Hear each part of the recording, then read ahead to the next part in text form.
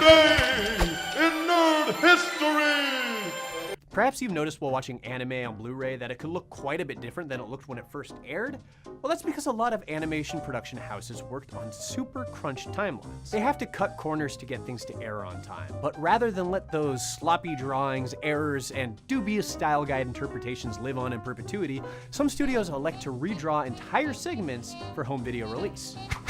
Ah, are you talking about anime? I have a Google alert set up, so I know when anyone's talking about anime. Yeah, we are, but we're taping this now, and we're not live on the internet, so how would you even get a Google alert? I overclocked my graphics card so high that my frame rate actually lets me see the future, Tony. But if we're talking about cheaply made anime, I have hours of this stuff that I've conveniently cataloged just to prove this very point. Even big-name shows with huge audiences like Dragonball Super disappointed fans because it would randomly start looking even worse than the original series, which is from the past, when everything was bad. Take this scene, for example. While dorky-looking purple space furry Beerus looks okay, Goku looks like the 5th grade OC Saiyan I drew whenever I was mad at my mom, which was a lot. These aren't even keyframes, obviously, but take a good look at his hands. This is one of the greatest fictional heroes in the entire world. Why does he have fused turds for fingers? Is this some new form of Super Saiyan nobody told me about?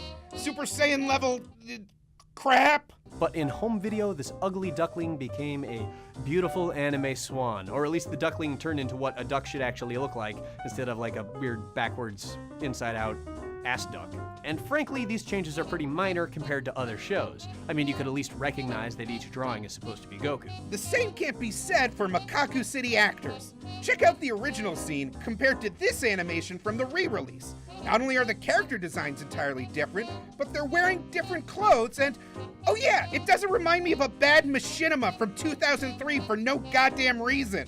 It makes sense that they decided to redraw the entire sequence by hand. Hey, to be entirely fair to the show, this is just one scene. The rest of the series doesn't look like a long-lost Dreamcast launch title.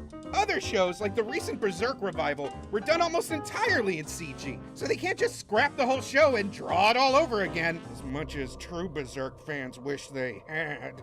But that doesn't mean they didn't try to fix things up as best they could for the Blu-ray. Look at this shot. The creepy, dead-eyed plastic doll stare of this girl is so confusing. I feel like I just got one of those weird face blindness disorders.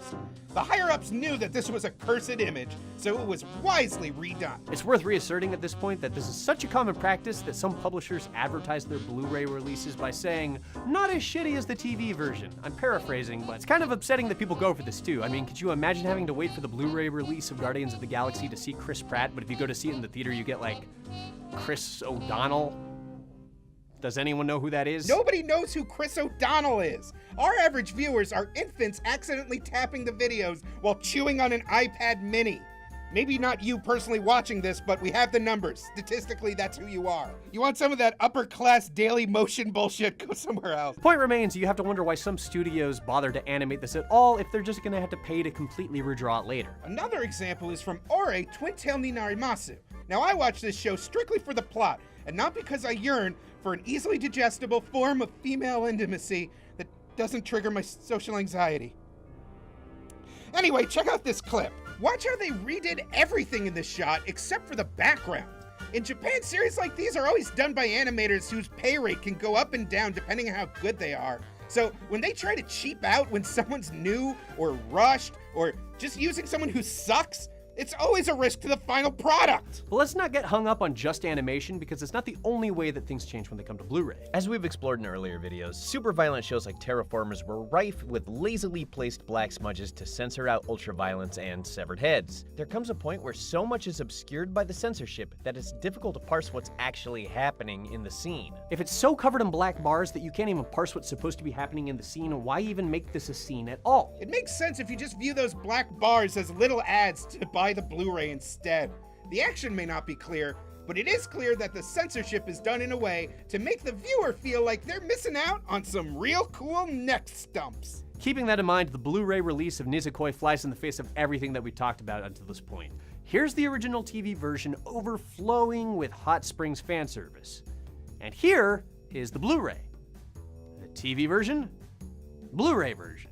TV version, Blu-ray version. TV version, Blu-ray version. Oh man, what a ripoff! Where am I supposed to see anime boobs now? The internet? Basic cable? The entire nation of Japan? I don't got time for that! The production house responsible for this dubious boner material, appropriately named Shaft, made their release far less racy for home video. I'm more concerned about the safety of those poor, hairless, naked teens.